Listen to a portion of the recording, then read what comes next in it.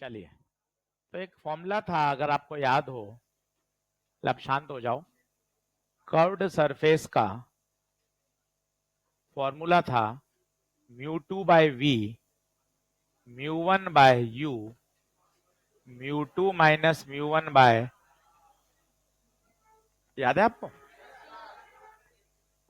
मैंने आपको कहा था इसका डेरिवेशन बोर्ड एग्जाम में आता है। हमने न्यूमेरिकल कर लिए थे। आज पहले हम इसको क्या करेंगे, डिराइव। तो लिखिएगा derivation. Refraction from curved surface.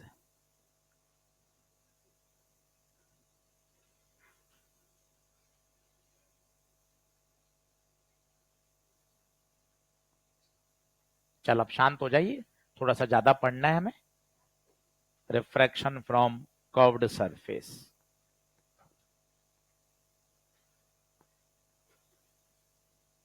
Already हम ये फॉर्मूला पढ़ चुके थे, आपको याद हो। इस पर हम न्यूमेरिकल भी कर चुके थे। आज हम इसको बोर्ड एग्जाम के लिए क्या कर रहे हैं, डिराइव कर रहे हैं। μ2 याद है किसी को? μ2 रिफ्रैक्शन होने के बाद लाइट जिस मीडियम में गई, सारी दूरियां कहां से नापी जाती हैं, पोल से। अगर बंटी लाइट के साथ भागेगा तो पॉजिटिव, अपोजिट भागेगा तो नेगेटिव। चलो आइए, सबसे पहले मैं डायग्राम बना रहा हूं, पहले आप समझिएगा उसके बाद बनाइएगा। ये कर्व्ड सरफेस। भाई अब बातचीत बंद करें। सबसे पहला, इसका सेंटर कहां आएगा बताइए? गोला। क्या गोला इसका इधर आएगा? ये क्या कहलाएगा? Centre of curvature. ये क्या रखा आपने? ऑब्जेक्ट। ऑब्जेक्ट से लाइट रे आई। बताइए यहां पर क्या खींचेंगे? नॉर्मल। बताइए नॉर्मल कहां से पास होगा? सेंटर से। ये सेंटर से पास हुआ। ये कौन सी रे है? इंसिडेंट। इंसिडेंट रे का नॉर्मल के साथ angle, angle of refraction. Light सीधी जाएगी या बेंड हो जाएगी? क्योंकि यहां मीडियम अलग है और यहां मीडियम अलग है, ये लाइट बेंड हो गई। जहां कटेगी वहां क्या बनेगी बताइए? इमेज। क्या चित्र समझ में आ रहा है? ये रिफ्रैक्टेड रे और ये नॉर्मल। रिफ्रैक्टेड रे का नॉर्मल के साथ एंगल आर। ये कौन है बताइए? पोल। लाइट का एरो बताइए कहां जा रहा है, आगे या पीछे? आगे जा रहा है। बंटी हमेशा कहां खड़ा होगा? पोल पे। ऑब्जेक्ट की दूरी पोल से u, सेंटर की दूरी r, इमेज की दूरी v। क्या चित्र समझ में आ रहा है? बोर्ड एग्जाम में 5 नंबर का डेरिवेशन है, बहुत ध्यान से हमें सीखना पड़ेगा। चित्र क्लियर, एकदम साफ सुथरा। अब बिंदु ए पर स्नेल लॉ लगाइए। Snell law at point A. Snell law at point A. आज 18वां लेक्चर है। पहले लेक्चर में स्नेल लॉ सिखाया था। आज 18वें दिन भी जिंदा है, आप देखिए। और कितना बढ़िया याद है, रिवीजन की जरूरत ही नहीं है। तरीका इतना शानदार था। बाहर का म्यू, बाहर का एंगल, अंदर का म्यू, अंदर का एंगल। बाहर का म्यू, μ1। बाहर का एंगल साइन आई, अंदर का एंगल, अंदर का म्यू। हम जितने भी ऑप्टिक्स में पढ़ रहे हैं, ये सब में एंगल्स क्या हैं? स्मॉल। इन सभी रेस को बोला जाता है पैरा एक्सियल रेस। क्या बोलते हैं? Para axial rays. Para axial rays कौन सी होती हैं? जिनका एंगल ऑफ इंसिडेंस छोटा होता है। हमारी पूरी ऑप्टिक्स में सारी रेस कैसी हैं? Para axial. आशीष सर कौन होती हैं पैरा एक्सियल रेस? ऐसी रेस जिनका एंगल ऑफ इंसिडेंस बहुत छोटा होता है। सोचिए अगर एंगल छोटा है तो साइन थीटा किसके बराबर? तो μ1 साइन आई की जगह आई, साइन आर की जगह आर। बताइए क्या इतना क्लियर है? फटाफट लिखिए, बिल्कुल बातचीत बंद करिए, पूरा पढ़ाई पे फोकस करिए। आज खूब सारी बातें सीखनी है।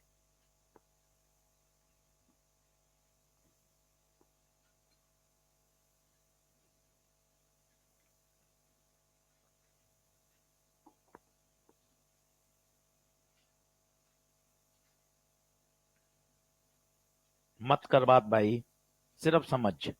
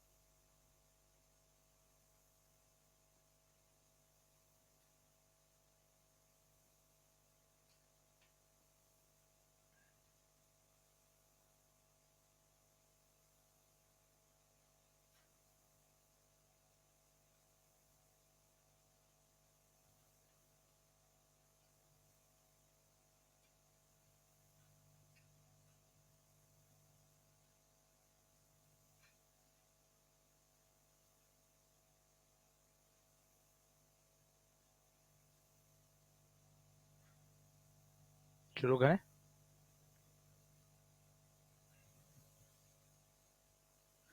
ऑब्जेक्ट का एंगल मैंने यहां मान लिया अल्फा, इमेज का मान लिया मन से बीटा, सेंटर का मान लिया गामा।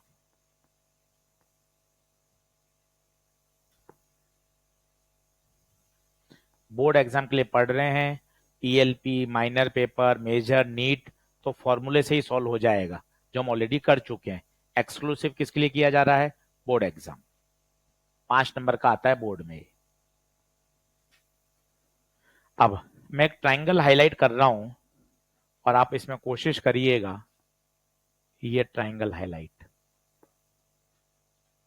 एक 9th क्लास की थ्योरम बोल रहा हूं 2-3 बार, धीरे धीरे समझिएगा।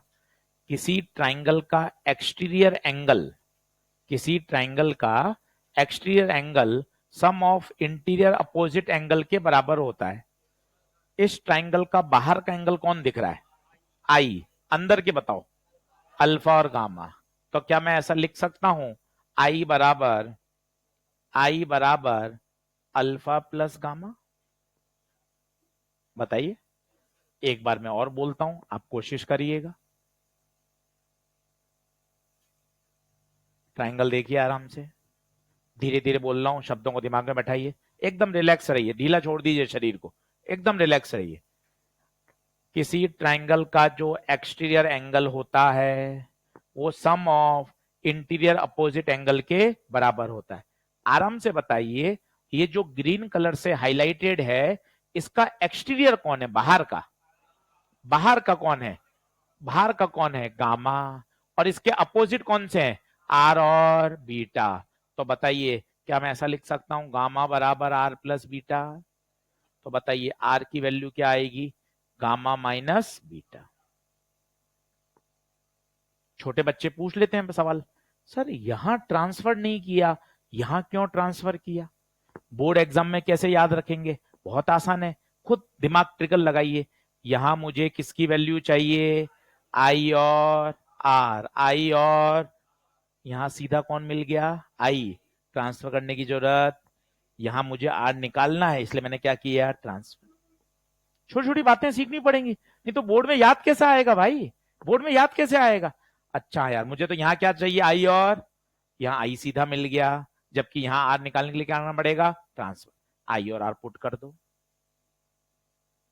आ जाओ बराबर। तो μ1 आई की जगह अल्फा प्लस गामा, अब आर की जगह गामा माइनस बीटा, बराबर। आइए अच्छे से एकदम लॉजिकली तैयार करिए ताकि बोर्ड में समझ सकें, हम लिख सकें उसको। रटना नहीं है, तरीका सीखना होता है। कि पहले स्नेलो लगाया, फिर एक प्रॉपर्टी लगा दी, exterior angle sum of interior opposite angle के बराबर होता है।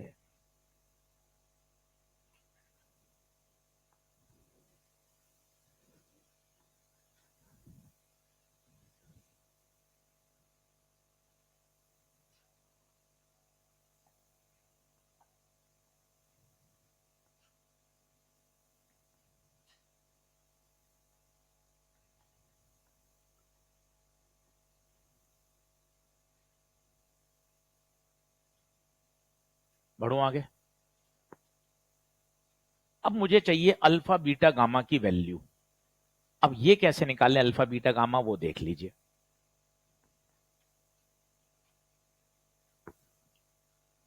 अब मैंने क्या किया, ए से एक परपेंडिकुलर डाला, ए से एक परपेंडिकुलर डाला और इसका नाम दे दिया एम। परपेंडिकुलर मतलब ये कितना डिग्री? 90। अब मुझे चाहिए अल्फा बीटा और गामा। ध्यान से देखना मैं क्या बोल रहा हूं, अल्फा को लेता हुआ ट्राइंगल परपेंडिकुलर आना चाहिए हर बार। क्या ये बनेगा? क्या देख, देख अल्फा को लेता हुआ ट्राइंगल, नाम चिल्ला ट्राइंगल का, ए एम ओ। हर बच्चा सीखो। मान लो बीटा चाहिए तो खुद सोच, बीटा को लेता हुआ ट्राइंगल,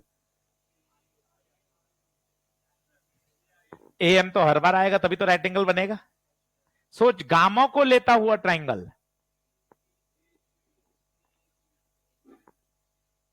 तो ऐसा रटेगा A M O, A M I, A M C, कभी नहीं होगा तैयार, कैसे हो जाएगा? कहीं ए की जगह बी याद आ गया, एम की, सब गड़बड़ हो जाएगा। तो तरीका सीखना पड़ता है। हमने कैसे समझा है? अल्फा को लेता हुआ एक ट्राइंगल, बीटा को लेता हुआ एक ट्राइंगल, गामा को लेता हुआ एक ट्राइंगल। आजा वापिस सीख, वापिस देख। अल्फा को लेता हुआ ए एम तो आएगा ही, ये देख अल्फा आ गया। बता क्या बनेगा ट्राइंगल? ए एम ओ। क्या यहां से टेन अल्फा की वैल्यू निकाल सकता है? सोच के देख। In triangle A M O, tan alpha, पता क्या होता है? Perpendicular upon base. परपेंडिकुलर बोल ए एम, बेस बोल MO. Since all angle are very small, तो टेन अल्फा किसके बराबर? अल्फा। तो बता अल्फा की वैल्यू आ गई ए एम बटे एमओ। मन में आया सर अल्फा क्यों निकाल रहे हैं? यहां से देख, अल्फा ही नहीं आशीष सर, अभी आप बीटा भी निकाल लोगे और गामा भी निकाल लोगे। ऐसे ट्रिगर आने चाहिए। पूरा डेरिवेशन देख लिया, फिर खुद आंख बंद करके सोचा। स्टेप नंबर 1, सबसे पहले स्नेल लॉ लगेगा, उसमें आई और आर आएंगे। आई और आर को एक्सटीरियर एंगल से हटाना पड़ेगा। फिर आएंगे अल्फा बीटा और गामा, फिर अल्फा बीटा गामा को भी हटाना पड़ेगा। इतने स्टेप समझ में आ गए भाई, मजा आ जाएगा। अब बता, बीटा को लेता हुआ ट्राइंगल मैं हाईलाइट कर रहा हूं तेरे लिए, तू कोशिश कर। बीटा को लेता हुआ ट्राइंगल बता। बीटा को ट्राइंगल बोल, एक बार बोलो। A M I, triangle A M I. बोलो टेन बीटा क्या होगा? बोलो perpendicular upon base A M बटे M I. Since angle are small, तो टेन बीटा किसके बराबर? बीटा। तो बीटा बराबर A M upon M I. Yes और नो? चलो नोट करो। गामा को लेता हुआ बताइए, A M C, tan gamma perpendicular upon base.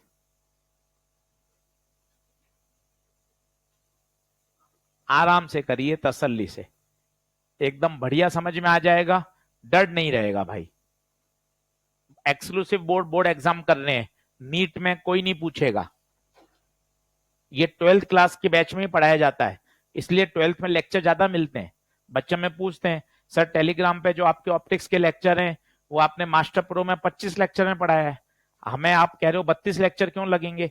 Excel batch में नंबर ऑफ लेक्चर ज्यादा मिलते हैं, क्योंकि यहां पर क्या कराने पड़ते हैं? सभी के डेरिवेशंस कराने पड़ते हैं, इसलिए ज्यादा समय लगता है। 12th में डेरिवेशन आते हैं, प्रो में पढ़ाना है, ड्रॉपर बैच में पढ़ाना है, तो वहां तो कॉन्सेप्ट सिखाया और सीधे क्या चालू कर दिए? न्यूमेरिकल।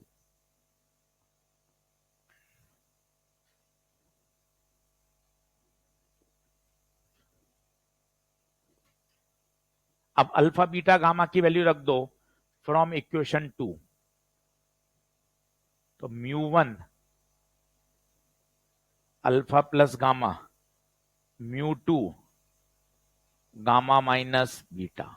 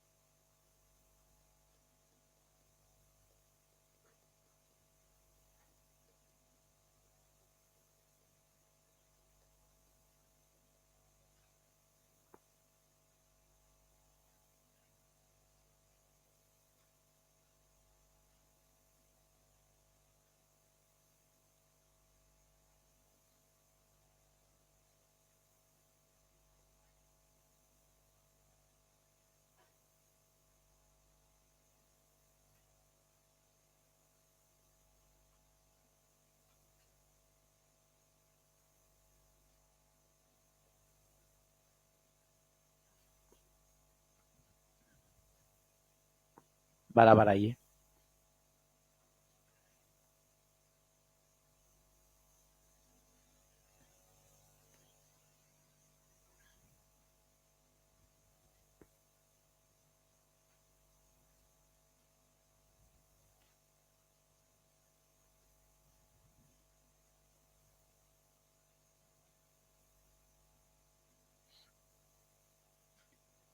बढ़ू आगे। अब देखो, ये एम और ये पोल बहुत पास पास में, और हम सारी दूरी हमेशा कहां से नापते हैं? पोल से। तो हमने कहा कि यार एम तो बहुत पास है पी के, तो एम ओ ना लिख के उसकी जगह क्या लिख दो? पीओ। एम आई ना लिखकर क्या लिख दो? P I. क्योंकि all distances are measured from pole. तो जहां जहां एम आ रहा था उसकी जगह हमने क्या लिख दिया? P. All distances are measured from पोल।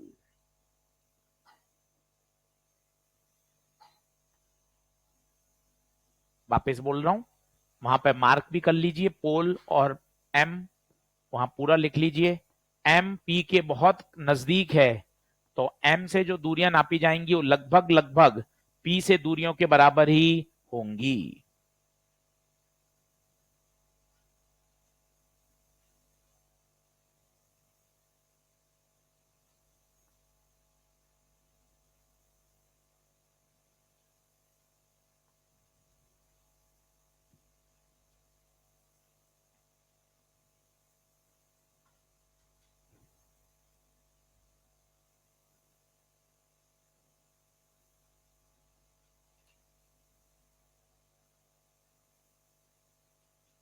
अब साइन कन्वेंशन बहुत पुराना, आप खुद एक बार बताइए, आप इतने सवाल कर चुके हैं एक नजर में।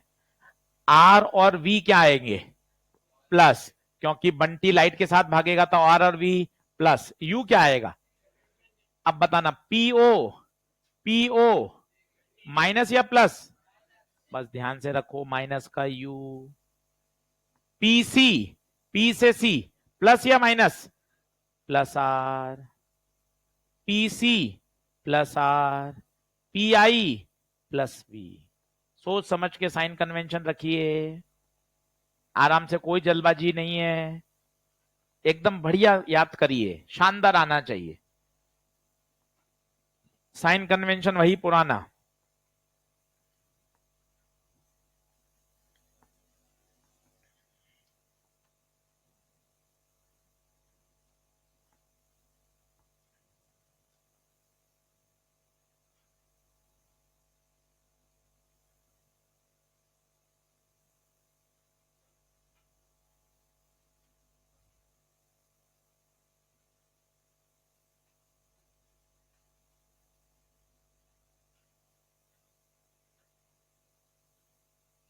क्लियर है?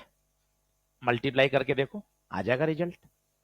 कर दूं, नेक्स्ट स्लाइड कर दूं क्या मैं?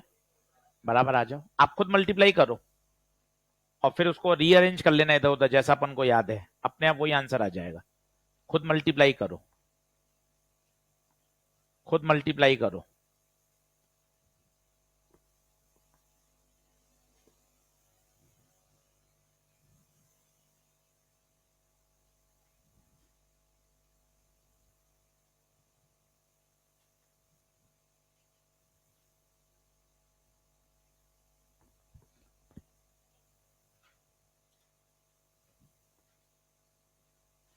तो माइनस का μ1 by U plus μ1 by R, μ2 by V, μ2 by are,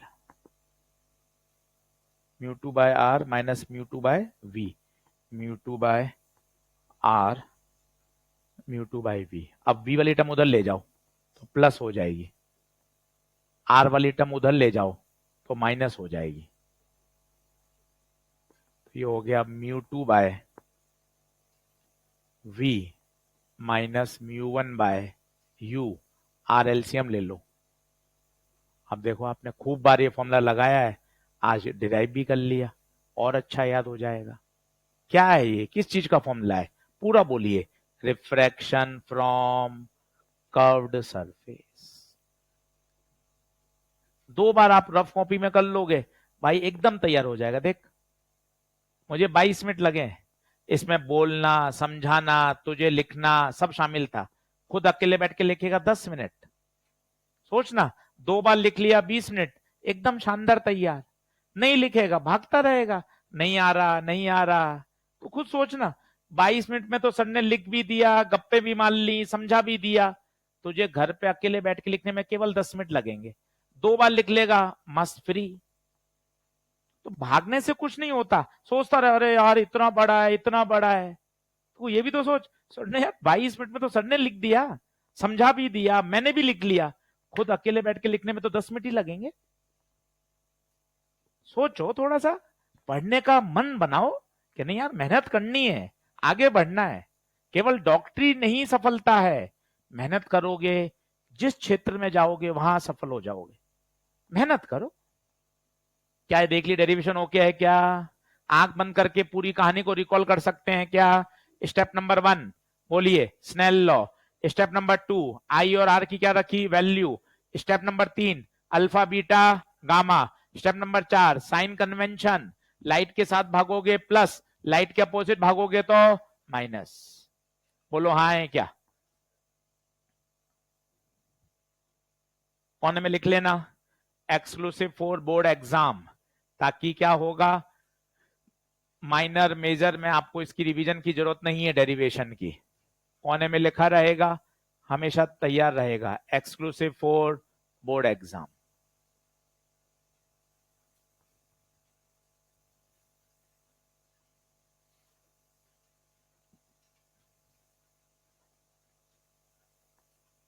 आगे आते हैं। अब इसी में एक और फॉर्मूला आता है जिसे कहते हैं lens maker formula.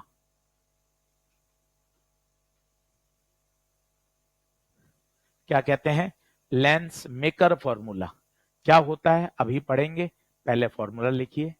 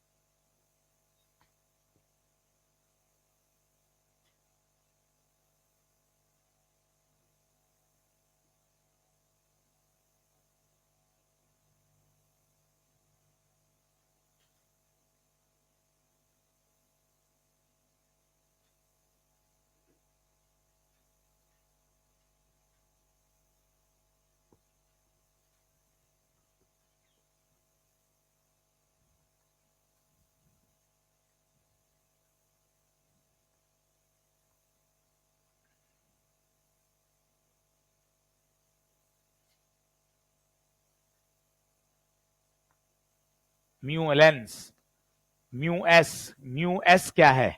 Refractive index of surrounding. अब मन में तुरंत आया, सर ये फॉर्मूले कहां से आ गए? पूरा डिराइव करेंगे। इसका नाम लेंस मेकर क्यों है, ये भी सीखेंगे। डेरिवेशन बोर्ड एग्जाम में काम के हैं।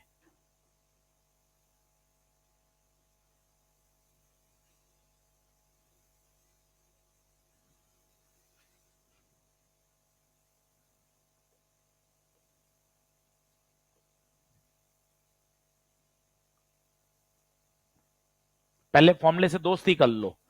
पी पावर, थोड़ा फॉर्मूले से बात करोगे तो फॉर्मूले लगा पाओगे। P power mu L refractive index of lens, mu S refractive index of surrounding, F focal length, R1 R2 radius of curvature.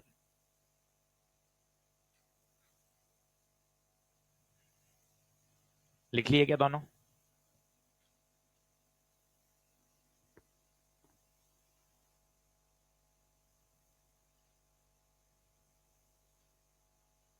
Paper में ऑप्टिक्स के 25 प्रश्न हैं, 25 के 25 दमदार प्रश्न हैं नीट के लिए एक्सक्लूसिव, इसलिए दमदार हैं। कई आपके कुछ डाउट भी होंगे, कुछ आपके गलत हुए होंगे, कुछ आपने छोड़े होंगे।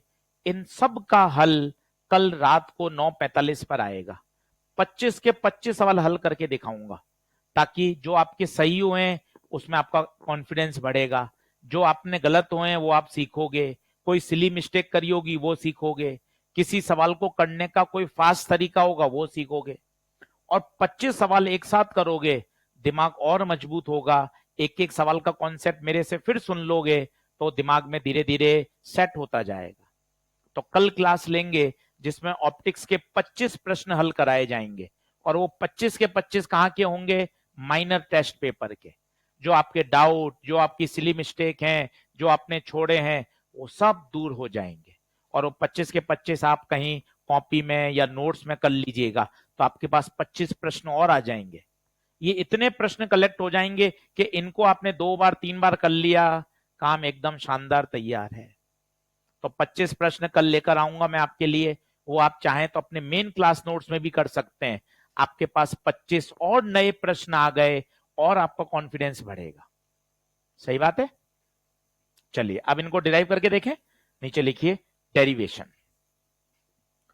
डेरिवेशन। अच्छा, अब लेंस मेकर क्यों बोलते हैं वो देखिए, थोड़ा आप आइडिया लगाएं। जैसे मैंने चश्मा पहन रखा है, आपने कई बच्चों ने चश्मा पहन रखा है। चश्मे की पावर होती है, बोलते हैं ना कितना नंबर है भाई, कम नंबर है, ज्यादा नंबर है, ज्यादा मोटा चश्मा होता है, आंखें ज्यादा कमजोर हैं, तो पावर होती है, पावर। कंपनियां बनाती हैं, जैसे अभी सबसे पॉपुलर कंपनी है लेंस कार्ट, बहुत शोरूम दिख रहे हैं। तो जैसे मेरा नंबर है -1 डायप्टर, तो -1 का चश्मा कंपनी ने बनाया तो होगा, जमीन से खोद के थोड़े निकाला होगा। जैसे एसएसटी में हम पढ़ते थे मोहनजोदड़ो, हड़प्पा, ये तो क्या जमीन से खोदा है? ये जमीन से थोड़ी ना खोदा होगा यार, ये तो कंपनियों ने बनाया होगा। इतना तो अपना ऊपर वाला काम करता है भाई, कि हाँ सर ये तो कंपनियों में मैन्युफैक्चर होते होंगे। तो कंपनियां बनाते समय कंपनी के पास ऑर्डर आया, -1 डायप्टर के 500 चश्मे बनाने हैं, तो कंपनी कैसे बनाएगी? कोई सूत्र तो होगा जिससे कंपनी -1 डायप्टर का पावर बनाएगी। कंपनी के पास ये सूत्र है, पावर रखी उसने -1, लेंस का म्यू रखा, ग्लास है 1.5, सराउंडिंग, कितनी रेडियस ऑफ कर्वेचर लें ताकि पावर कितनी मिल जाए? -1 डायप्टर +2 डायप्टर। मतलब कंपनी लेंस बनाते समय इन फॉर्मूलों का यूज करती है, इसलिए इन्हें क्या कहा जाता है? Lens maker formula. लेंस को बनाने के लिए जिन सूत्रों का उपयोग किया जाता है। अब विज्ञान के छात्रों, आप सोचो ना, मेरा चश्मे का नंबर अलग है, इसका अलग है, उसका अलग है, उसका अलग है, तो भाई कंपनी अलग अलग चश्मा बनाती होगी ना भाई, तो किसी गणित के सूत्र का उपयोग करती होगी ना।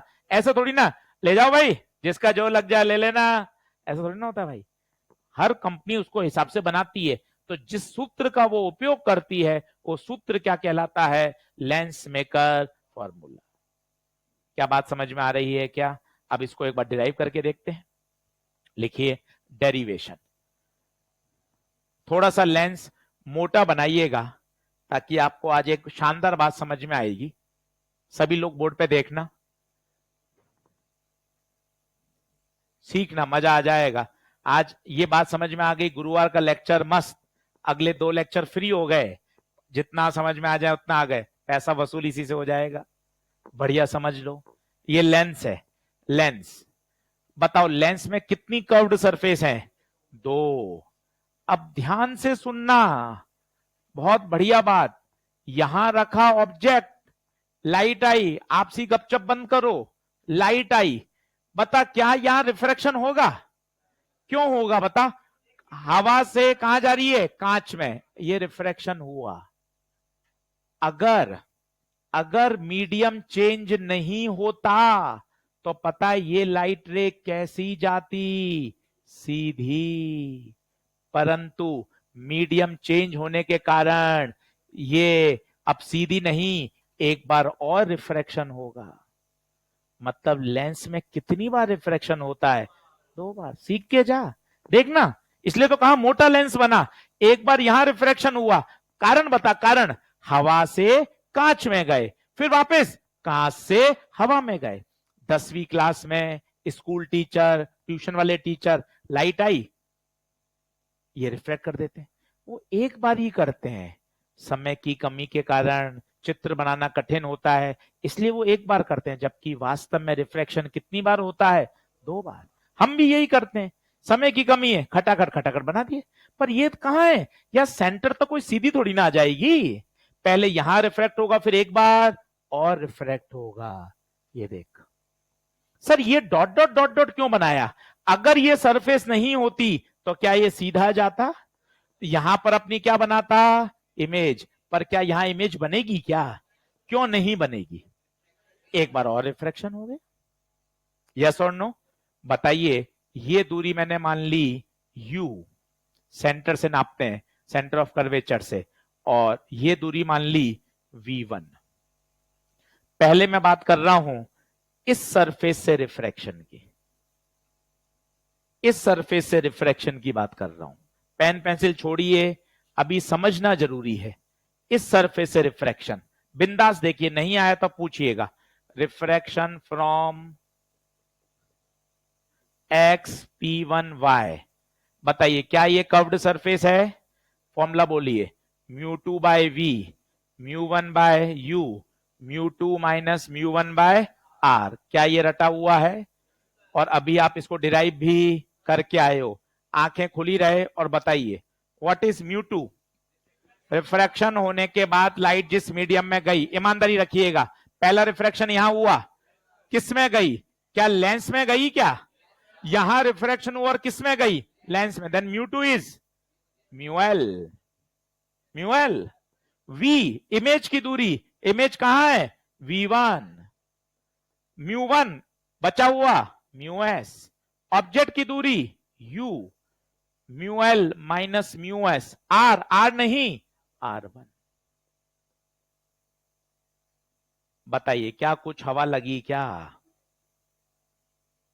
अब एक बच्चा ने बोला, अरे सर यू तो माइनस लेंगे ना सर। माइनस क्यों लेंगे? अभी डिराइव करके तो आए ना, इसमें ले तो लिया माइनस, उसी डेरिवेशन को ही तो आगे बढ़ा रहे हैं, या माइनस ले तो लिया, अब वापस क्यों रखेंगे?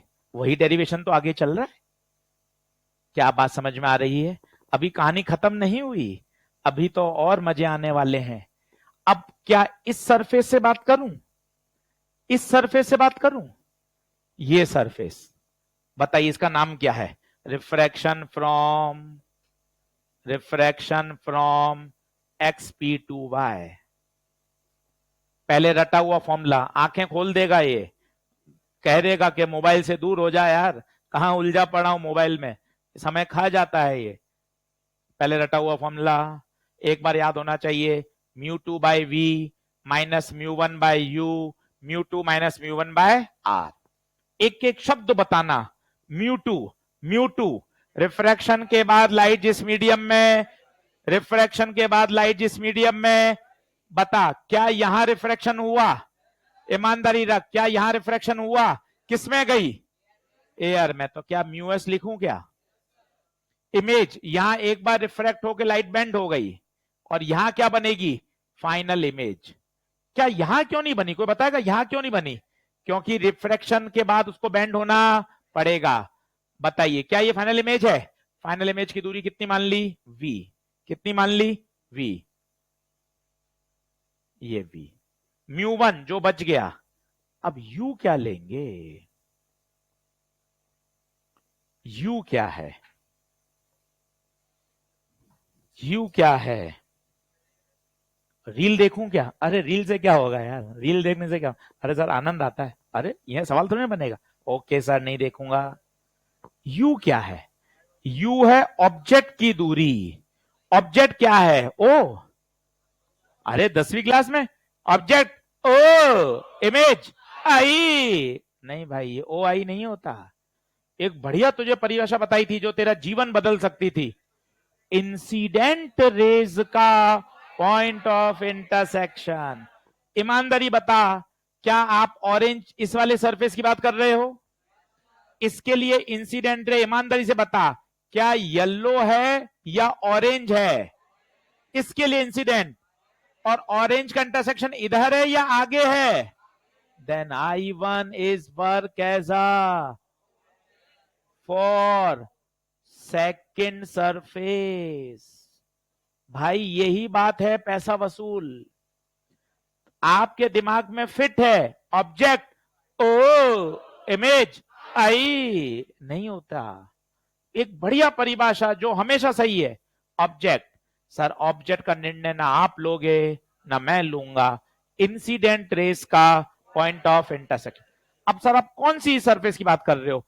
मान लो मैं इस सरफेस की बात कर रहा हूं, तो इसके लिए इंसिडेंट रे येलो, येलो का इंटरसेक्शन ओ, इसके लिए ऑब्जेक्ट ओ था। अब सर कौन सी सरफेस की बात कर रहे हो सर, हाईलाइट करो सर। सर रेड सरफेस की, ठीक है सर। इसके लिए सर ये रही इंसिडेंट रे, इसका पॉइंट ऑफ इंटरसेक्शन कौन है, I1। क्या आप मेरी बात से परिचित हैं क्या? कोई डाउट आ रहा तो पूछिए।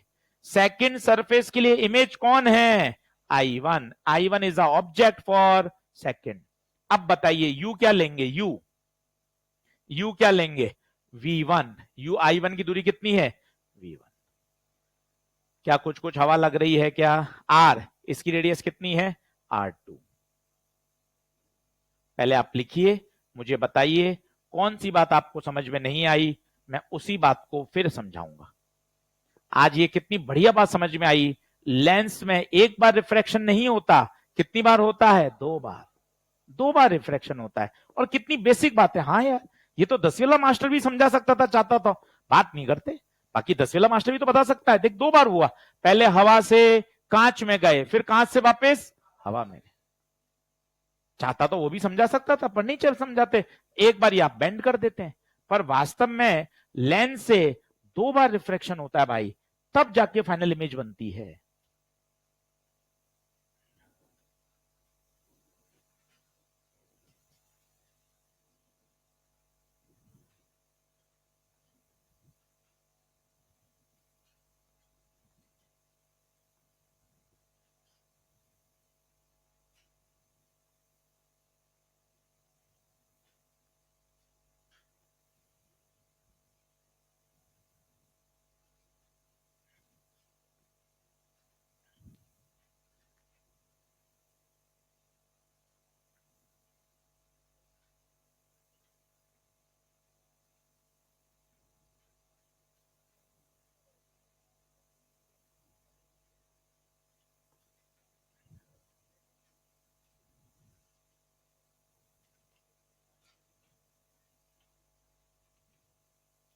फॉर्मूला करने के बाद किसी भी न्यूमेरिकल में सब वैल्यू साइन के साथ रखते हैं, क्योंकि ये फॉर्मूला कॉन्वेक्स के लिए भी है और कॉनकेव के लिए।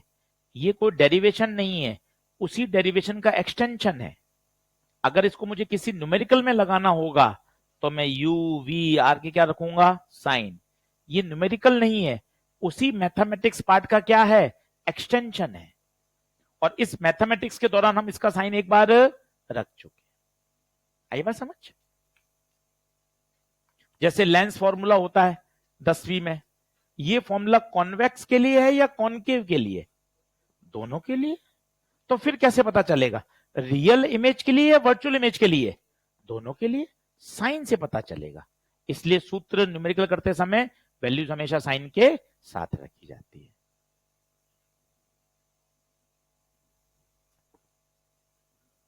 क्या बात क्लियर हुई?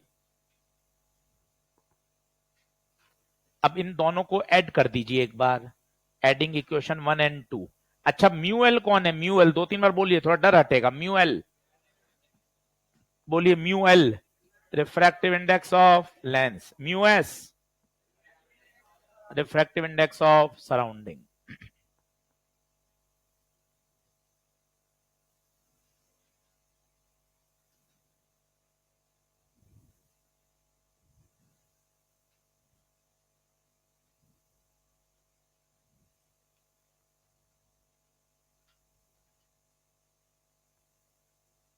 ऐड कर दीजिए एक बार, आराम से बराबर आइए। बोर्ड के लिए कर रहे हैं, न्यूमेरिकल के लिए सीधा सूत्र याद करना है। ये सारा तामझाम बोर्ड के लिए हो रहा है, जनवरी फरवरी में काम आएगा ये सब। कोने में जरूर लिख लीजिएगा, एक्सक्लूसिव फॉर बोर्ड है, माइनर टेस्ट के लिए, नीट के लिए इसकी आवश्यकता नहीं पड़ेगी।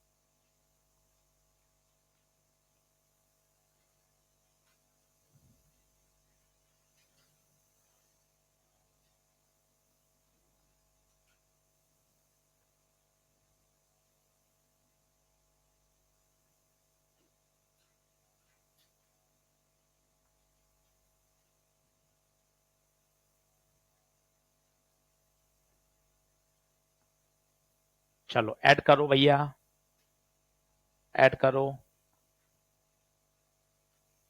खुद ऐड करके देखो। एलएचएस में एलएचएस जोड़ो, आरएचएस में आरएचएस, इसका LHS mu L by V 1 minus mu S by U plus इसका म्यू एस बाय वी और म्यू एल बाय वी 1 बराबर यहां mu L minus mu S upon R 1 plus mu S minus mu L upon R 2। V1 की term कटेगी, देखें आप ध्यान से।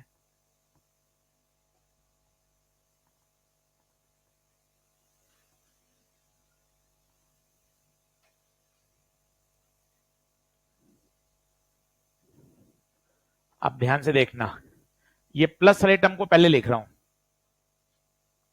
माइनस वाली टर्म को बाद में लिख रहा हूं। अब अगला स्टेप थोड़ा सा है, मैं जूम कर रहा हूं, आपको 2-3 बार सुनना पड़ेगा तब वो चमकेगा। इसमें से मैं कॉमन ले रहा हूं mu L minus mu S. भैया 2-3 बार सुनना पड़ेगा, ध्यान से देख। यहां तो mu L minus mu S है, ये तो आ जाएगा बाहर, परंतु यहां mu L minus mu S नहीं है, उल्टा है, तो क्या रह जाएगा अंदर? माइनस। इस स्टेप को स्टार लगा लीजिए। मैं वापस सिखा रहा हूं धीरे धीरे प्लीज।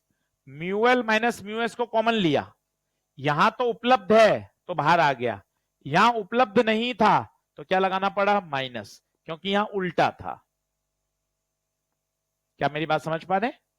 म्यू एस कॉमन ले लें, 1 upon V minus 1 upon U, mu L minus mu S 1 upon R 1 minus 1 upon are.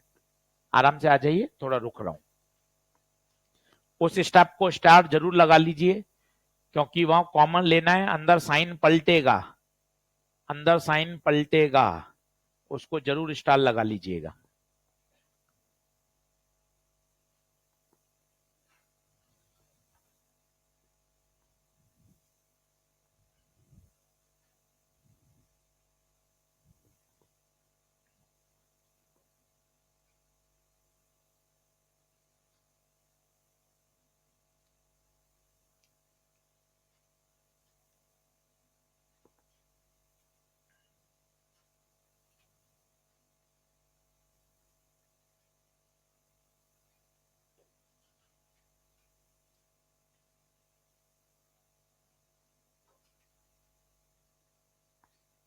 अब बताइए 1 upon V minus 1 upon U ये क्या होता है?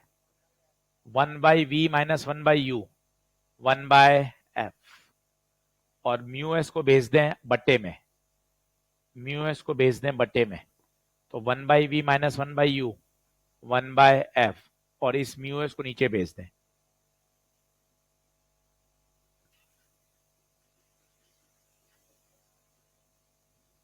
म्यू एस को अलग अलग कर दें, तो म्यू एल बटे म्यू एस बटे म्यू एस,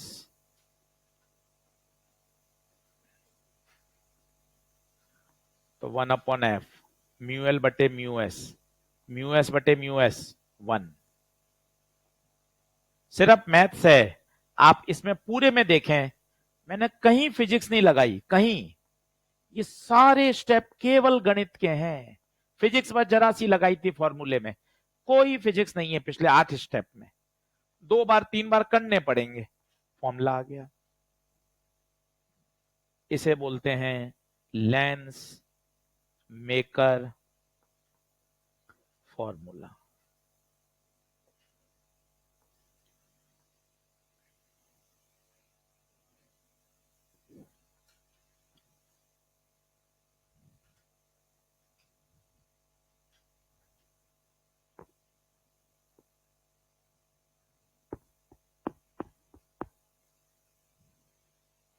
क्या बात ओके है?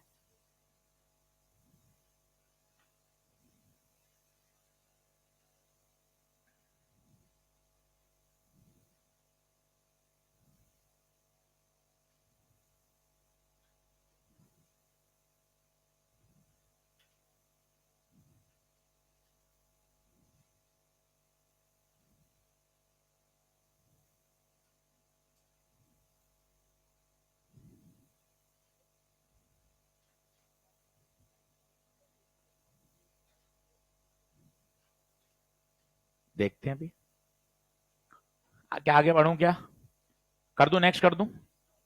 2-3 बार फॉर्मूला बोल लो, एक एक टर्म से दोस्ती करो, क्योंकि अगले 1 घंटे इस पे सवाल करने। एफ कौन है? एफ बोलो, focal length. Mu L refractive index of lens. Mu S refractive index of surrounding.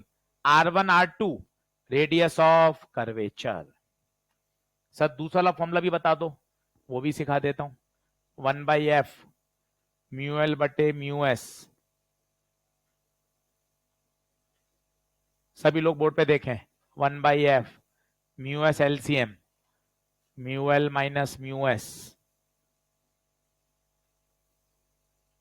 इस म्यू एस को वहां भेज दीजिए, म्यू एस बटे एफ। अब ध्यान से बोर्ड पे देखिए, ज्यादातर किताबों में पावर 1/f या 100/f होता है। मैंने आपको कहा भी था ये बिल्कुल सही है, पर ये हमेशा सही नहीं है। ये तभी है जब आजू बाजू क्या हो, हवा। अगर आजू बाजू मीडियम है तो पावर का फॉर्मूला मैंने आपको बताया था, μ2/f। What is μ2? रिफ्रैक्शन के बाद लाइट जिस मीडियम में गई, बताओ लाइट रिफ्रैक्शन के बाद किस में गई? μs। तो in place of μs/f we can write p। तो p का फॉर्मूला आ गया μl minus μs 1/R1 minus 1/R2।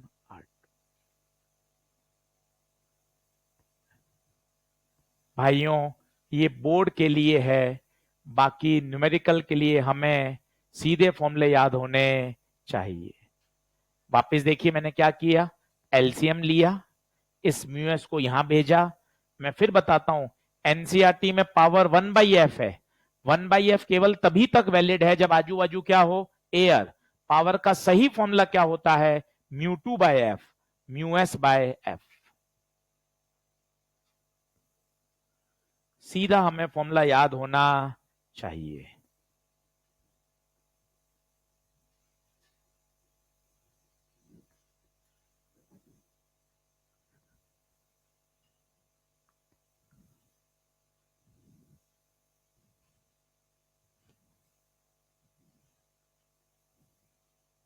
अब 1 मिनट थोड़ा रिलैक्स कर लो। ये सब 1 घंटा 50 मिनट बोर्ड बोर्ड की बातें हुई। अब इसको मैं नीट से जोड़ता हूं, नीट में कैसे न्यूमेरिकल इससे पूछे जाएंगे।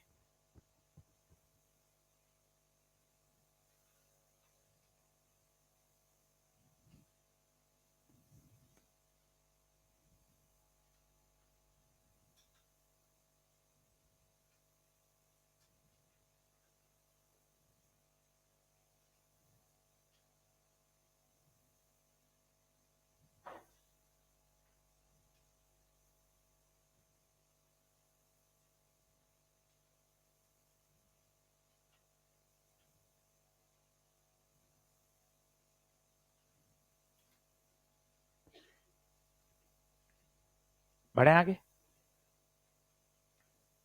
देखें, कर दू नेक्स्ट।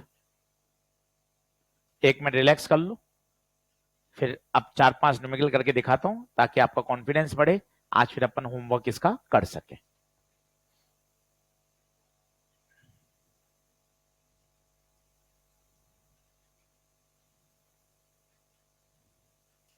माइनर पेपर के डाउट निकाल के रखिएगा। अच्छे से जब कल समझाऊंगा तो एकदम अच्छे से एक एक सवाल समझिए। वो 25 सवाल इंपॉर्टेंट हैं, आप बात को समझिए। वो 25 कब्जे में आ जाएंगे। ऐसा सोचा करें ये 25 और सीख लिए यार, और मजबूत हो गए कॉन्सेप्ट। यार ये 20 सवाल कर लिए और तैयार हो गया सवाल। इस तरह से बढ़ा करें आगे। यार ये 25 सवाल कब्जे में आ जाएं, अगर एक एक सवाल सर समझा दें बोल बोल कर एकदम बढ़िया से, कितना मजा आ जाएगा। 25 के 25 समझा दूंगा मैं आपको। चलिए क्या आगे बढ़ूं क्या? आओ सभी लोग बोर्ड पे देखना, अब समझना। एक प्रश्न करके दिखा रहा हूं मैं आपको, नीट 2022 का।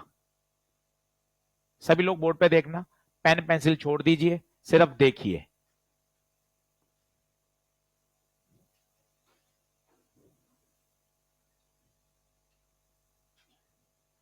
ये एक इक्यू कॉन्वेक्स लेंस है। इक्यू कॉन्वेक्स समझे, दोनों रेडियस। अब आपको पूछा गया पावर और फोकल लेंथ, ठीक है। तो पावर और फोकल लेंथ का मैंने आपको एक बहुत अच्छा तरीका बताया है। सीधा बताइए, कॉन्वेक्स की तरफ रेयर तो पावर पॉजिटिव, डिफरेंस 0.5 अपॉन 0.2 का डबल, पॉइंट से पॉइंट हटा, 2 से 2 हटा, पावर +5, खत्म। फोकल लेंथ P बराबर 100/f, तो F बराबर 100/5, 20 सेंटीमीटर। पर मैंने आपको कहा किसी किताब में ऐसा सॉल्यूशन नहीं है, आपकी मर्जी पड़े जो किताब पढ़ लो, किसी किताब में ऐसा सॉल्यूशन नहीं है। ये अपने पास है एक लाइन का। अब किताब में कौन सा होता है वो मैं बताता हूं। एनसीईआरटी किससे करती है, बुक्स किससे करती हैं, वो देखिए कितना लंबा सॉल्यूशन। मैं आपको कहता था कि यार लंबे लंबे सॉल्यूशन एक पेज में कैसे हो जाते हैं, एक लाइन में कैसे करते हैं। ये देखिए, अब सीखना। फॉर्मूला लगाया, 1/f बराबर μl minus μs, 1/r1 minus 1/r2, mu lens 1.5, mu surrounding 1, r1 20 नहीं +20। क्यों बताइए? इसका सेंटर इधर आएगा, जबकि इसका सेंटर इधर आएगा। बंटी पहले सेंटर के लिए भागेगा तो +20, पर दूसरे सेंटर के लिए -20। देखिए 20-20 नहीं आएगा। वापस बताइए, इसका सेंटर कहां आएगा, ईमानदारी से बताइए, आगे, जबकि इसका सेंटर कहां आएगा, पीछे। तो 1.5 -1, 1/20 प्लस 1/20, 1.5 में से 1 गया 0.5, 1/20 प्लस 1/20, 2/20, पॉइंट हटेगा तो नीचे 10, 5 दूना 10, 2 से 2 कटा, 1/f, तो f कितना आया 20।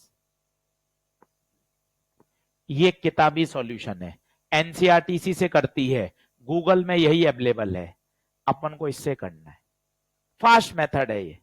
मैंने अभी नीट के PYQ 25 साल के लिखे हैं, एक एक सवाल अपनी स्टाइल से। बाजार में किताबें बहुत अवेलेबल हैं PYQ की, पर भाई उनमें ये मेथड है। अपन को तो चाहिए जो क्लास में बताया गया वैसा मेथड मिल जाए तो मजा आ जाता है। सारे सवाल इसी से सॉल्व करके दिए हैं उसमें। क्रिटिकल एंगल का वैल्यू तरीका सिखाया, बड़ी वैल्यू कहां आएगी, नीचे। किताब में थोड़ी ना है, उसमें मैंने सॉल्यूशन ऐसे लिखा है, बड़ी वैल्यू कहां, नीचे। मिरर में, प्रिज्म में लाइट को रिट्रेस करना है तो लाइट को कितने पे गिरना पड़ेगा, सही डायग्राम और स्नेल लो, क्वेश्चन खत्म। कोई प्रिज्म का फॉर्मूला नहीं लगा। टेलीग्राम चैनल पे उसको डाउनलोड कर लीजिए, प्रिंट निकाल लीजिए, उसको सॉल्व करिए। पूरे 110 सवाल हैं, एक एक सॉल्यूशन सिस्टमेटिक लिखा है, ताकि आपको सॉल्यूशन देखकर ही समझ में काफी चीजें आ जाएंगी। बिल्कुल वही सॉल्यूशन जो अपन क्लास नोट्स में करते हैं। क्या बात समझ में आई? लिख लीजिए, ये मेथड 1 है, ये मेथड 2 है। तो सर फिर तो अपन को इसका कभी यूज ही नहीं करना पड़ेगा। बिल्कुल कभी जरूरत नहीं है, आप अपने पुराने मेथड से सवाल को हल कर सकते हो। तुम्हारा जो डाउट आ रहा था वो अब क्लियर हो गया कि 20-20 से 0 नहीं आएगा, एक 20 है और एक -20। हाँ बिल्कुल, बोर्ड के लिए पर कोई भी यूज कर सकते हैं, न्यूमेरिकल में कोई दिक्कत नहीं आती। डेरिवेशन के लिए अपन को पूरा लिखना पड़ेगा। ये एनसीईआरटी में सॉल्व एग्जांपल है।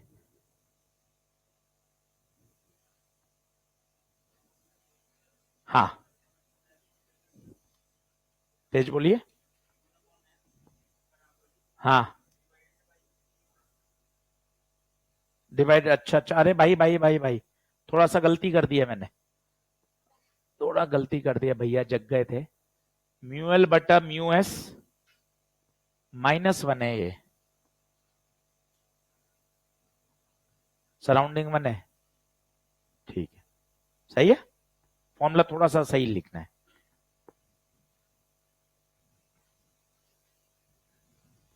लिख ले, दोनों मेथड से कर लीजिए, आना चाहिए। क्या होगा, मान लो कोई आप टेस्ट सीरीज आपने ज्वाइन करी, कोई पुराना पेपर देख रहे हो, भाई ने सॉल्यूशन ऐसे दे रखा है, तो तुझे समझ में तो आना चाहिए। तुझे पता ही चला क्या लिखा हुआ है, भले ही तुझे उससे मेथड से करना है, पर कहीं लिखा हुआ हो तो इतनी अक्ल भी तो नहीं चाहिए कि वो सॉल्यूशन अपन समझ सके। नहीं तो अपन क्या सोचे थे, यार 20-20 रख देंगे तो जीरो हो जाएगी, पर 20 नहीं, एक 20 और एक -20। हर फॉर्मूले में चीज किसके साथ रखी जाएगी, साइन के साथ। किसी को पता चला -20 क्यों आया, बताइए -20 क्यों आया? क्योंकि एक का सेंटर आगे है तो दूसरे का सेंटर पीछे।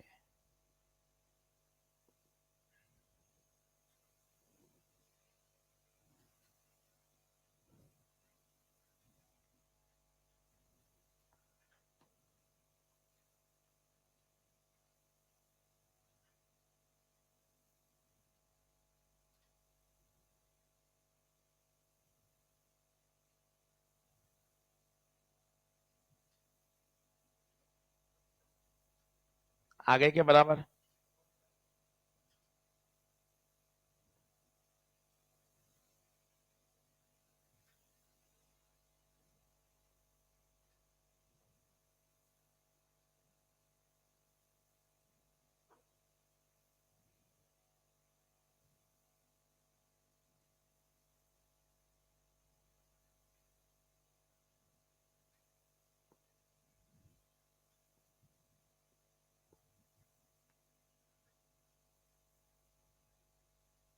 अब कब इन फॉर्मूलों को यूज करना चाहिए, एक विशेष तरह के सवाल होते हैं, जब ऐसा सवाल में आ जाता है लेंस को पूरा पानी में डुबो दिया, तब इन फॉर्मूलों को यूज करने से सवाल जल्दी सॉल्व हो जाता है।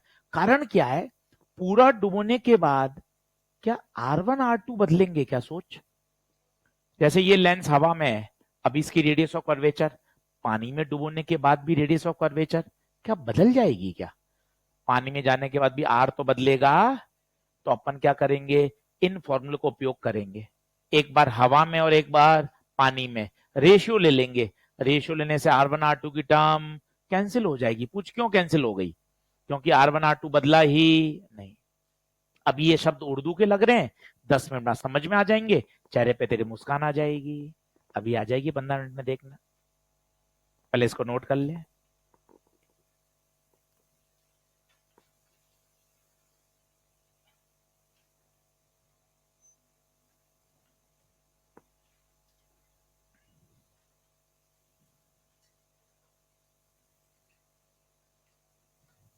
सेंटीमीटर में आएगा ना, तूने रेडियस को सेंटीमीटर में रखा है ना, तो सेंटीमीटर में आएगा।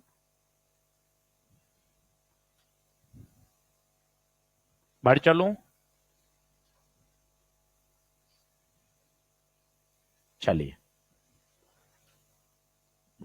नोट लगाइए।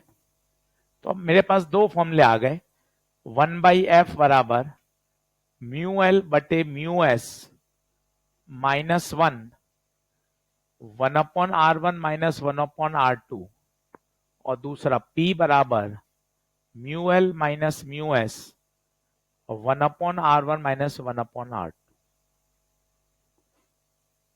बच्चों का प्रश्न ये है, बच्चे ये जानना चाहते हैं, सर मैं इन फॉर्मूले को कब यूज करूं? जब आप कह रहे हो सारे आप वाले मेथड से सॉल्व हो जाएंगे, तो फिर कब यूज करूं?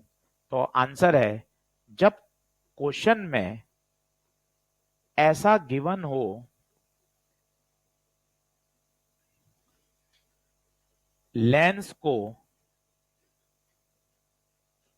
लिक्विड में कंप्लीटली इमर्ज कर दिया हो,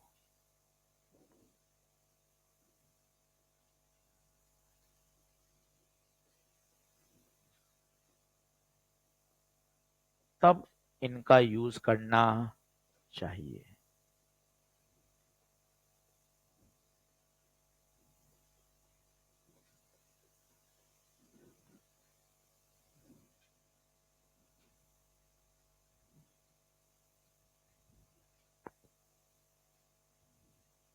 ये सेंटेंस ही सब्जेक्ट को इजी बनाते हैं। पैसा इसी बात का है कि भाई इतनी सरल बातें हमें समझ में आ जाएं, हमसे घर से न्यूमेरिकल सॉल्व लो, फिजिक्स पढ़ने का मजा आता है, पैसा इसी बात का है।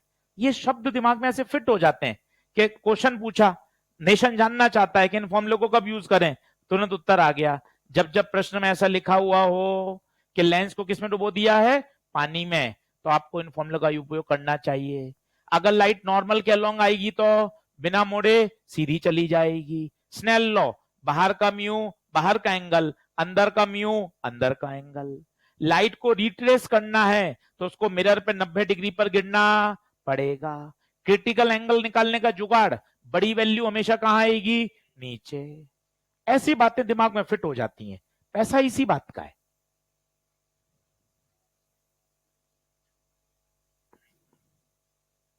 तो जब भी सवाल में ऐसा लिखा हुआ है लेंस को कंप्लीटली इमर्ज कर दिया जाए, तब हमें इन फॉर्मूलों के बारे में सोचना आना चाहिए।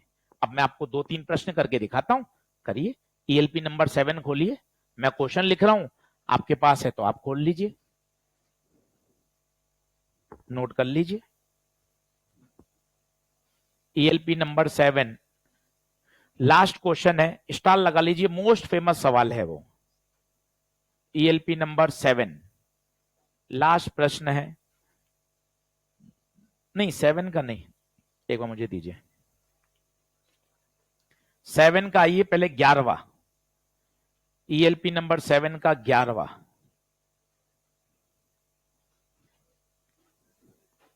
ईएलपी नंबर 7 का 11वां मैं बोर्ड पे लिख रहा हूं, जिनके पास नहीं हो आराम से, मुझे सॉल्यूशन नहीं चाहिए, मुझे कॉन्सेप्ट की अंडरस्टैंडिंग चाहिए। स्टार लगा लीजिएगा, सबसे बढ़िया सवाल है 11वां। मैं बोर्ड पे पूरा क्वेश्चन लिख रहा हूं।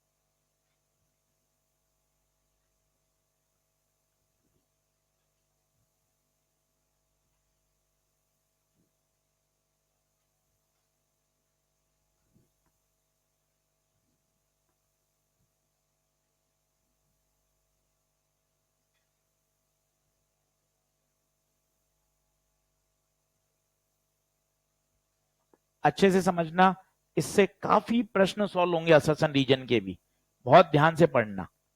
सॉल्यूशन मत छापो, बातचीत करो, कॉन्सेप्ट कौन सा लगेगा, कैसे यूज होगा, उस पर चर्चा करिए। हमारा जन्म सॉल्यूशन लिखने के लिए नहीं हुआ है, नोट्स बनाने के लिए नहीं हुआ है। आते हो नोट्स बना के चले जाते हो, नोट्स मत बनाओ, बातों को दिमाग में सेट करके जाओ कि यार ऐसे होगा, ये सोचना है।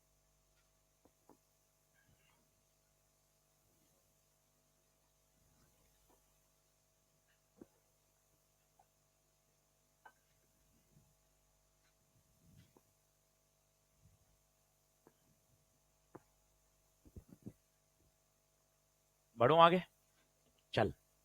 सबसे पहला, calculate power in a liquid. इसका मतलब लेंस को किसमें डुबो दिया है, लिक्विड में, पहली बात। अब बता, दो फॉर्मूले हैं, पहला लगाऊं या दूसरा लगाऊं? अकड़ बकड़ कर लो। अरे अकड़ बकड़ क्यों कर लो, दिमाग है ना तेरे पास। प्रश्न में पावर की बात हो रही है, पावर का कौन सा फॉर्मूला है, दूसरा। ऐसी बात करना कि सर दो फॉर्मूले हैं, कौन सा लगाऊं, अक्कड़ बक्कड़ कर लो। क्या बात कर दी यार, विज्ञान का बच्चा, अक्कड़ बक्कड़ क्या कर लो। पावर किस में आ रही है, पहले में या दूसरे में, दूसरे में, तो दूसरा फॉर्मूला लगाएंगे। अब देख आराम से, सॉल्यूशन मत छाप, पहले पावर का फॉर्मूला लिखा, ये फॉर्मूला लिखा। अब बता, ये कौन में लिख दिया, रटा हुआ। अब इसको कितनी बार लगा रहा हूं, 2 बार। पहले किस में लगाया, एयर में। आराम से बोर्ड पे देख, अगला तुझे करना है।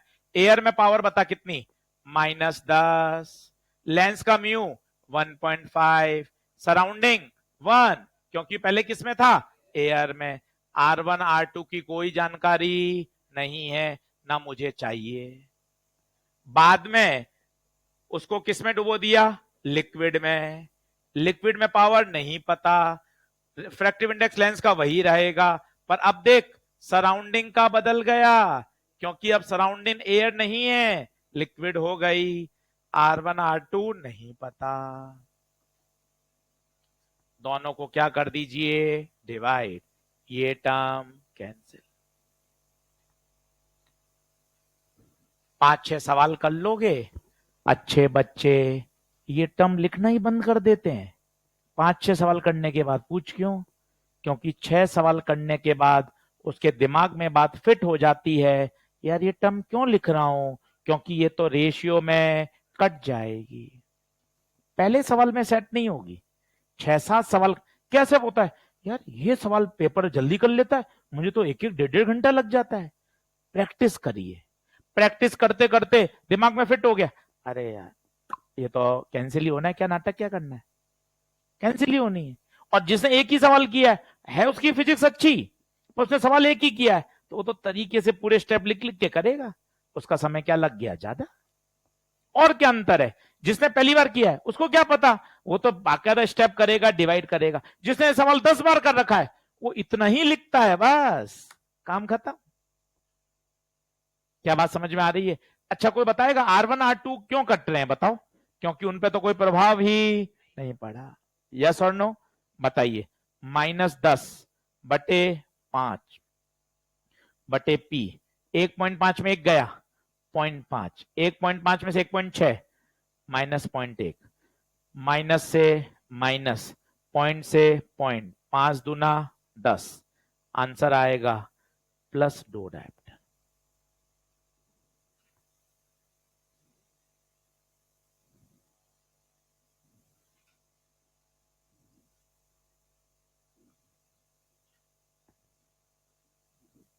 ये क्या हुआ, हे परमपिता परमेश्वर, ये क्या हुआ, पावर पहले नेगेटिव थी, अब पावर ही क्या हो गई, पॉजिटिव। ये क्या हुआ, हे जगन्नाथ, ये क्या हो गया, जो पावर पहले नेगेटिव थी अब वो पावर क्या हो गई, ये कैसे संभव है? संभव है, अब सुनना। जैसे ये लेंस कौन सा है देखते बताइए, कॉनकेव। बहुत बढ़िया बात कह रहा हूं, 2 से 3 प्रश्न आपके टिक जाएंगे इससे बढ़िया। 10वीं के टॉपर बच्चा जो स्कूल का ही नहीं सिटी टॉपर है पूरे शहर का, वो क्या कहेगा, सर ये कॉनकेव है, लाइट को क्या करता है, डाइवर्ज। और वो अधूरी जानकारी रखता है। अगर यही लेंस को ऐसे मीडियम में डुबो दें जिसका रिफ्रैक्टिव इंडेक्स लेंस से भी ज्यादा है, तो इसकी पावर बदल जाएगी। इसका स्वभाव बाय डिफॉल्ट, 10वीं के टीचर से पूछिए, सर ये कौन है, डाइवर्जिंग है, सर ये कौन है, डाइवर्जिंग है। अरे सर को क्या, सर पूरी बात तो बोलो। ये तब तक जब डाइवर्जिंग है जब तक आजू बाजू क्या हो, एयर। अगर आजू बाजू का वातावरण लेंस से भी ज्यादा हो जाए, जिस प्रकार यहां लेंस का 1.5 है और वातावरण का कितना है 1.6, पता है ये डाइवर्जिंग नहीं रहेगा, ये क्या बन जाएगा, कन्वर्जेंट। बात कठिन है पर फिर समझिए। अभी आजू बाजू कौन, एयर। जब तक आजू बाजू एयर है तब तक आपके 10वीं के कॉन्सेप्ट बिल्कुल ओके, जो डाइवर्जिंग है वो डाइवर्जिंग, जो कन्वर्जिंग है वो कन्वर्जिंग। मैं नई बात क्या सिखा रहा हूं, अगर सराउंडिंग का रिफ्रैक्टिव इंडेक्स लेंस के क्या हो जाए ज्यादा, तो उसका व्यवहार पलट जाता है। जैसे सर एक बात और बताओ ना, आप वापिस देख, ये बता कौन सा लेंस है, कॉन्वेक्स। कौन सा है, कन्वर्ज है या डाइवर्ज, आजू बाजू क्या है, एयर। 10वीं क्लास जिंदाबाद, बिल्कुल थम्स अप, बिल्कुल रटा हुआ तेरा सही है, मस्त रहे, आगे बढ़, पीठ थपथपा रहा हूं, आगे बढ़। आजू बाजू एयर है, परंतु इसी लेंस में अगर आजू बाजू का रिफ्रैक्टिव इंडेक्स लेंस से ज्यादा हो जाए तो ये कन्वर्ज नहीं करेगा, डाइवर्ज। जो भी इसका फिनोमिना है वो क्या कर देगा, उल्टा। क्या ये बात समझ में आ रही है क्या? लिखिए, वापस एक प्रश्न और कराऊंगा, एकदम बढ़िया सीखेंगे। लिख लीजिए, अगला आपको करना है।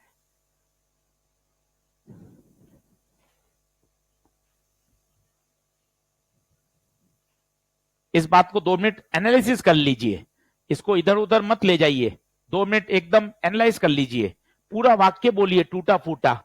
अगर सराउंडिंग का रिफ्रैक्टिव इंडेक्स लेंस से ज्यादा हो जाए तो उस लेंस का व्यवहार बदल जाता है। पूरा सेंटेंस बोलिए टूटा फूटा, कोशिश करेंगे तो क्यों नहीं आएगा। अगर सराउंडिंग का रिफ्रैक्टिव इंडेक्स लेंस से ज्यादा हो जाए तो उसका व्यवहार बदल जाता है। एक और करके देखिए, आइए ईएलपी नंबर 6 पे आइए। ईएलपी नंबर 6 का सवाल नंबर 11वां।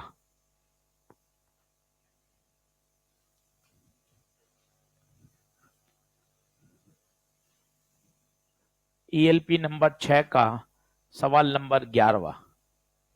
स्टार लगा लीजिए, बहुत पॉपुलर क्वेश्चन है, मैं बोर्ड पे लिख रहा हूं पूरा।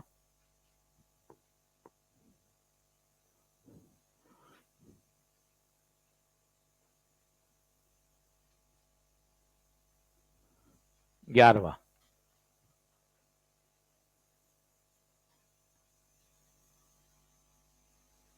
अब खुद सोचना, गप्पों से ऊपर आओ और थोड़ा और सीरियस बनो। Focal length of convex lens in air is 2 centimetre. कुछ नहीं दे रहा का मतलब एयर में है। Now lens is immersed in a liquid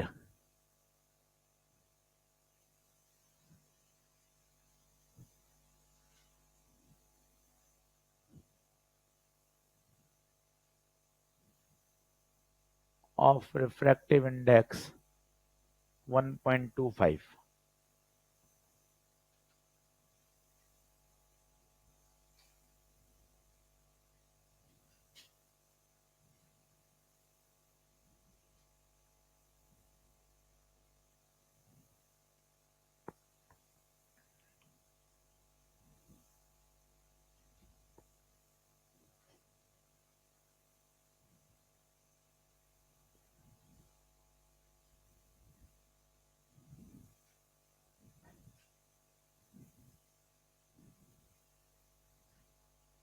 अब पहले वो वाली बात बोलिए, लेंस को पूरा का पूरा लिक्विड में डुबो दिया गया है तो हमें उन फॉर्मूले के बारे में सोचना आना चाहिए। बताओ कौन सा लगाओगे, पावर वाला या फोकल लेंथ वाला? क्यों फोकल लेंथ वाला, क्यों? प्रश्न में फोकल लेंथ गिवन है। कितनी बार यूज करोगे बोलो? 2 बार, एक बार एयर में और एक बार लिक्विड में, कोशिश करो।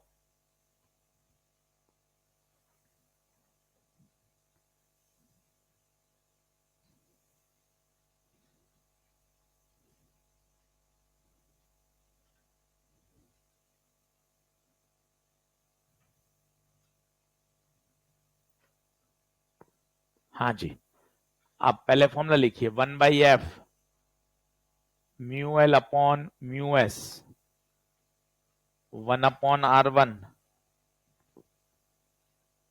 -1/r2। अब एयर में लगाइए। हाँ जी, अच्छे से बोर्ड पे देखो, एयर में फोकल लेंथ 2, लेंस का 1.5, हवा का 1। अच्छे से यूज करो, R1 R2 का कोई मतलब नहीं है। अब लिक्विड में मस्त यूज करो, लिक्विड में फोकल लेंथ नहीं पता, लेंस का वही रहेगा। सराउंडिंग, पेन बदल दो, रंग बदल दो, तीर का निशान लगा दो, पता चले पहले हवा थी तो 1, अब हवा नहीं है, लिक्विड है। रंग बदल दो, पेन दूसरा रंग है, नहीं है, तीर का निशान लगा दो, ताकि पता चले। सब सीखा जा सकता है भाई, तो बिल्कुल मत घबराया कर, बस अपने आप पर विश्वास कर कि 3 बार करूंगा, 4 बार करूंगा, सब सीख जाऊंगा। बस अपन को पढ़ना है।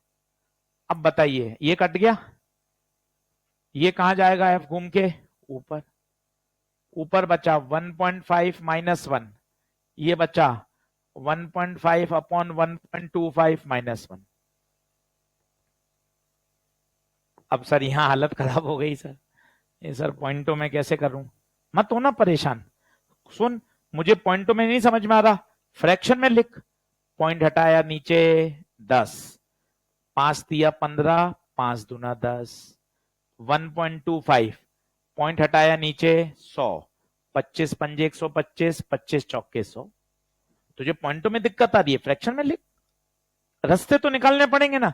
ये कहना बहुत आसान है, सर मेरी मैथ्स कमजोर है, हो ही नहीं पाया सर, ये कहना तो बहुत आसान है भाई। और रास्ते निकालने नहीं हो रहा ना तुझसे पॉइंटों में, फ्रैक्शन में कर भाई, फ्रैक्शन में कर ले।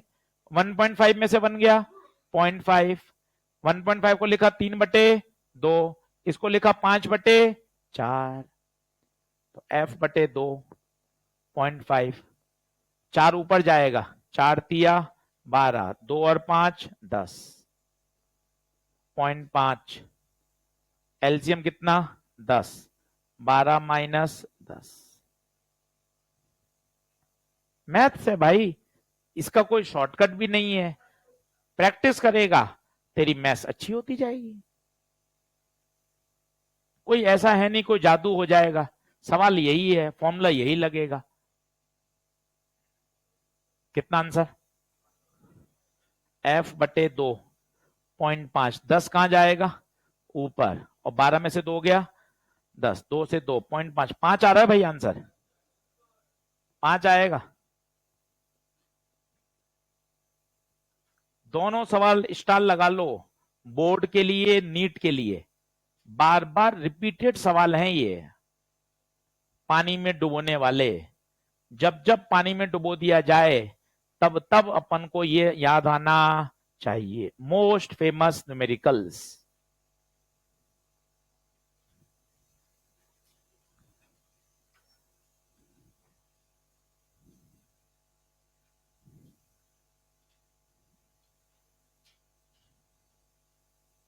बोलिए क्या बात ओके है?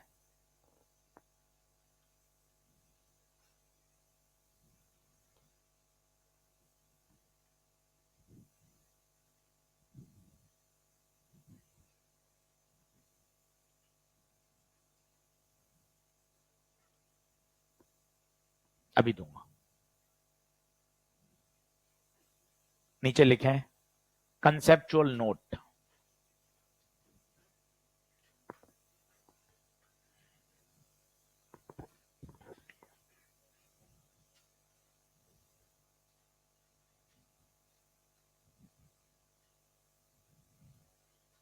कंसेप्चुअल नोट,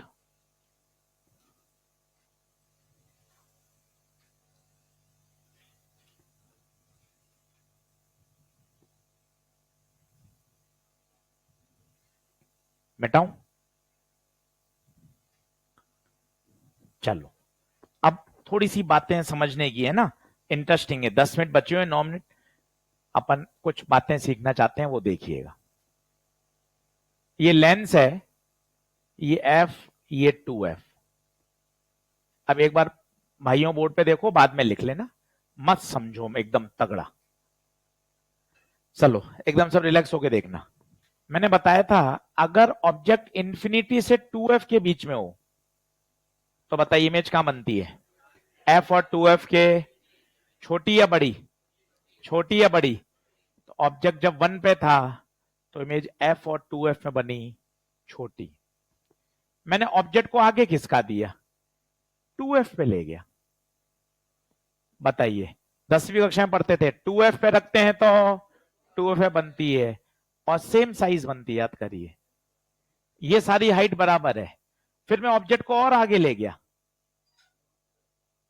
बताइए 2f और f के बीच में कहां बनती थी? बियॉन्ड 2f, बड़ी या छोटी?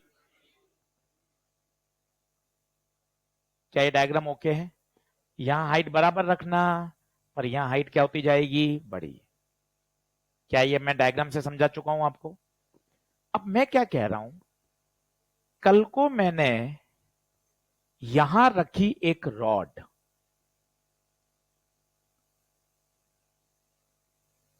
मान लो मैंने यहां एक रॉड रख दी। अब इसकी इमेज आप देखोगे तो आपका मन खुश हो जाएगा, कैसी बनेगी? बहुत ध्यान से सुनना, बहुत ध्यान से। ये रॉड है पूरी, मैंने इस रॉड को बहुत सारे छोटे छोटे छोटे छोटे टुकड़ों में बांट लिया। ठीक बात है? बताइए ये किनारा किसकी तरफ है? इन्फिनिटी की तरफ। तो बताओ इसकी इमेज कहां बनेगी? फोकस पे। छोटी या बड़ी? छोटी।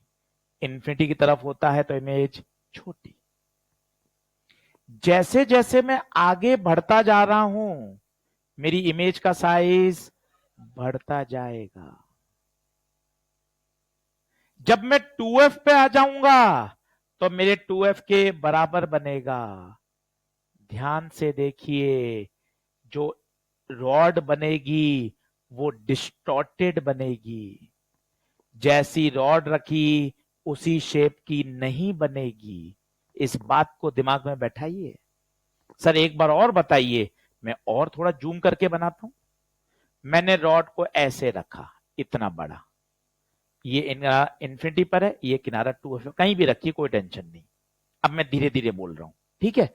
मैंने इस रॉड को बहुत सारे इस तरह से पार्ट्स में डिवाइड कर दिया। सुनिएगा ध्यान से, बताओ ये किनारा किस तरफ है? कहां बनेगी इमेज? फोकस के पास। फोकस।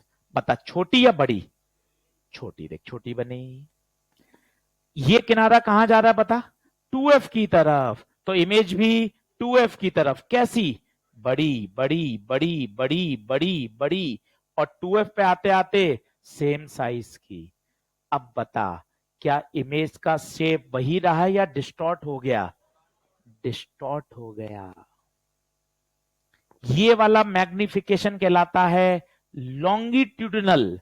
10th क्लास में जो पढ़ाते थे, हमने आपको पढ़ाया, उसमें ऑब्जेक्ट ऐसे होता था, इसके हर पॉइंट की दूरी सेम रहती थी।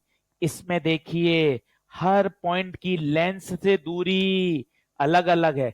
इसको ए माना तो इसकी दूरी है यूए, इसको बी माना तो इसकी दूरी है यूबी। और एक बढ़िया बात बताता हूं, मन खुश होगा। जो किनारा पास में है उसकी इमेज दूर बनती है। ये क्या बोल दिया? तो खुद देख, ये ऑब्जेक्ट इन्फानाइट पे था पर इसकी इमेज पास बनी। जैसे जैसे तू आगे आ रहा है इमेज दूर जा रही है। O3 लेंस के सबसे पास है पर I3 लेंस से सबसे दूर है। ध्यान से देख, बिंदु ए लेंस के पास है पर बिंदु ए की इमेज लेंस से दूर है। बी दूर है पर बी की इमेज पास है। क्या बात समझ पा रहे हैं? कितनी इंटरेस्टिंग बात है। अच्छा मैं आपसे पूछूं, लेंथ बताओ। ये बी की दूरी मान लिया वीबी, ए की दूरी मान ली वीए। कोई बताएगा लेंथ ऑफ इमेज कितनी होगी? Length of image, length of image बताइए। वीए माइनस वीबी। मैं आपसे पूछूं लेंथ ऑफ ऑब्जेक्ट बताइए। लेंथ ऑफ ऑब्जेक्ट,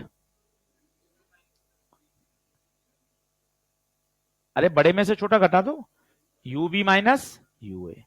एक नया मैग्निफिकेशन आता है जिसे बोलते हैं एमएल, लॉन्गिट्यूडिनल मैग्निफिकेशन। क्या बोलते हैं?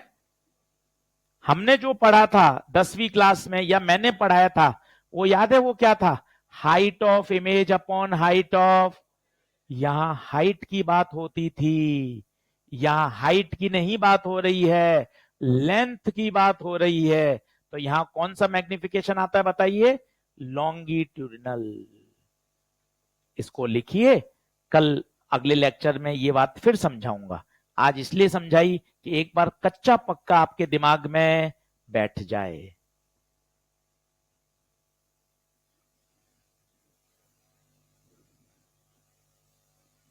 लिख लीजिए।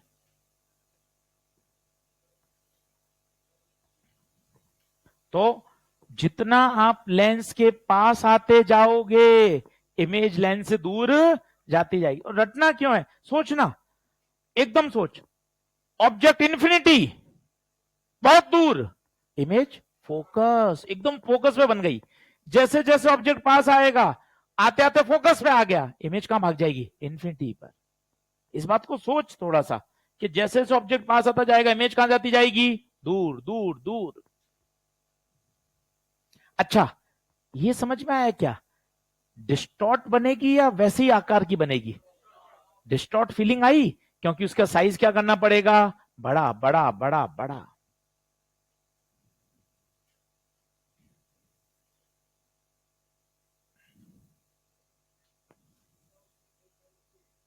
हाँ हाँ, वो तो उतनी रहेगी, ये तो दिखाई है अपन ने। ये वाला साइज ये बराबर आएगा ऐसे, उससे तो थोड़ी मैग्नीफाई हो सकती है। नहीं आई बात समझ? बढ़ूं क्या आगे? आगे नेक्स्ट लेक्चर में पढ़े। चलो, आज का होमवर्क क्या है, माइनर के 25 सवाल वापस करिए।